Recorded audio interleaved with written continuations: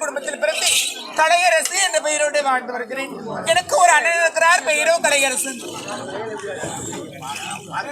என்னுடைய அண்ணனை பார்ப்பதற்கு முன்பதாக என்னுடைய காதலர் நாட்டு இளவரசர் பார்க்க வேண்டும் அல்லவா?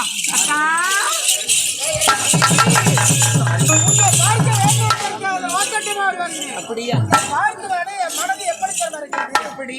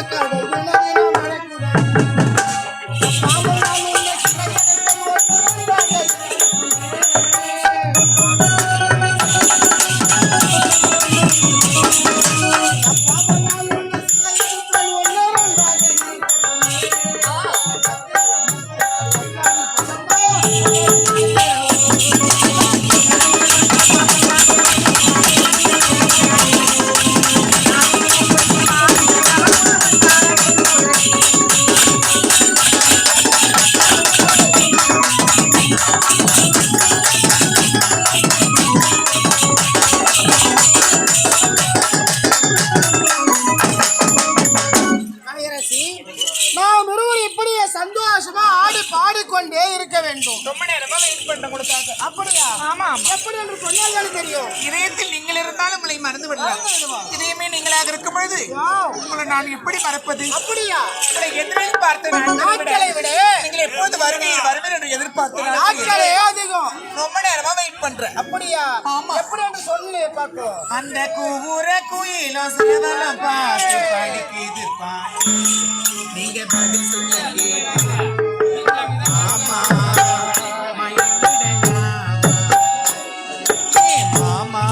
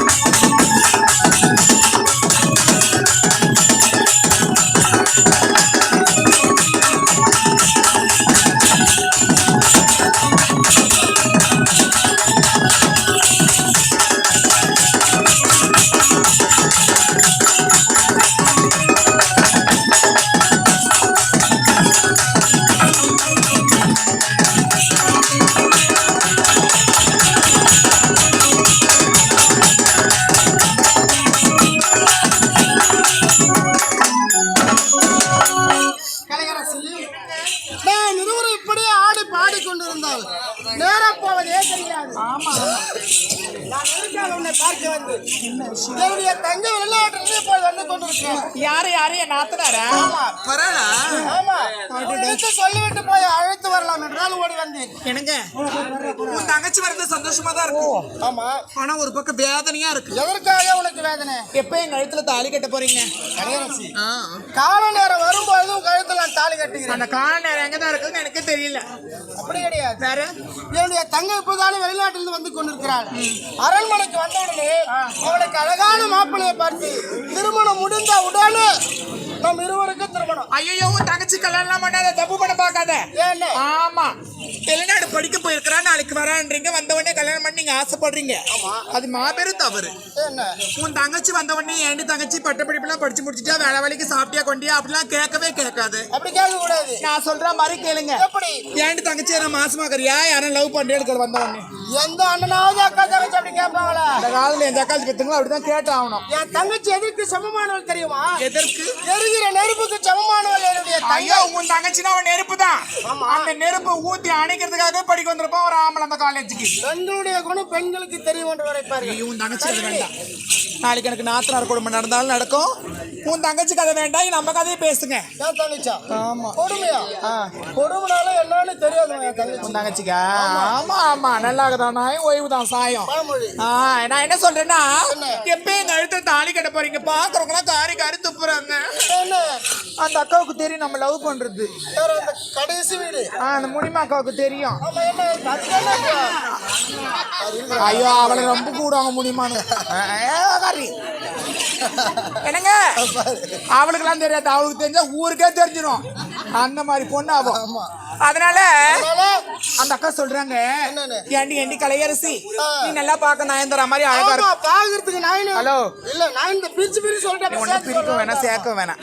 நல்லா பாக்க அழகா இருக்கிற நாட்டு இளவரசர் உன்னை காதலிக்க நீ காதலிப்பா நாளைக்கு கைவிடுறேன்றாங்க. காதலித்து யாராவது கைவிடுவார்களா? ஆம்பளைங்க வேலை அதானே. அப்படி கிடையாதுமா.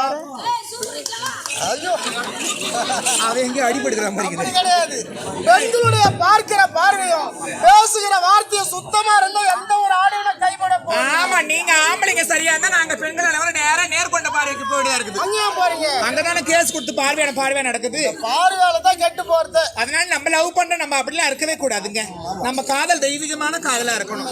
அதனால நான் இன்னைக்கு ஒரு முடிவோட வந்திருக்கிறேன். என்ன முடிவோட வந்து? எனக்கு ஒரு சத்தியம் செய்து கொடுத்தாதான் நான் நம்புவேன். சத்தியமா? ஆமா. என்ன வேண்டும் சத்தியம் வேண்டும்? நான் உயிரோடு இருந்தாலும்